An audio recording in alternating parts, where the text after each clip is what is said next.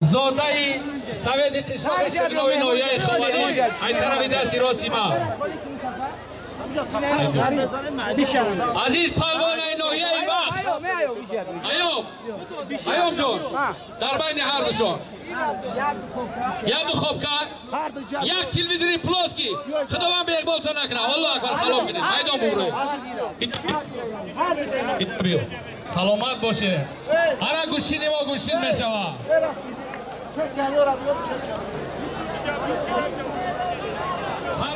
ساعت میدیگه هم بچه را ایلوه کنه بچه اینوالیده خفا بود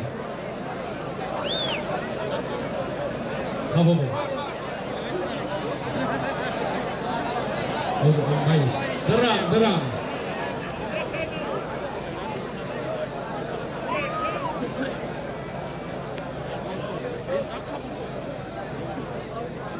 این باد هوای خوشو را بینید این آفتاب را بینید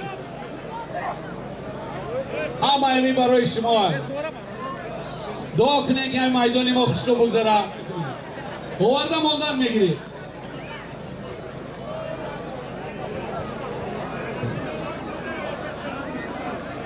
بشید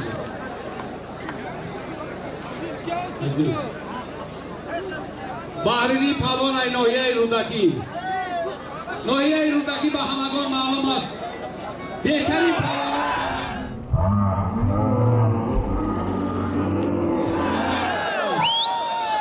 طلبجو ایده های توسخانه نویه روسته چمپیون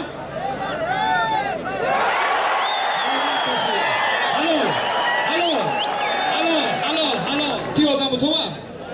فر بگن میدان ده فر بگن دی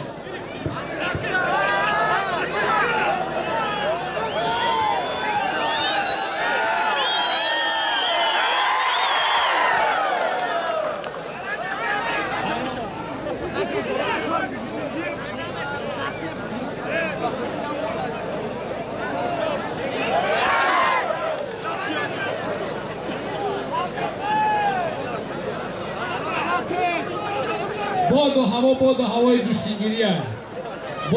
باد هوای جوانمردی است باد هوای ارزگی امروز پهلوانا میتونن که خودشان تسلیم نمونن قوت خود را بسنجن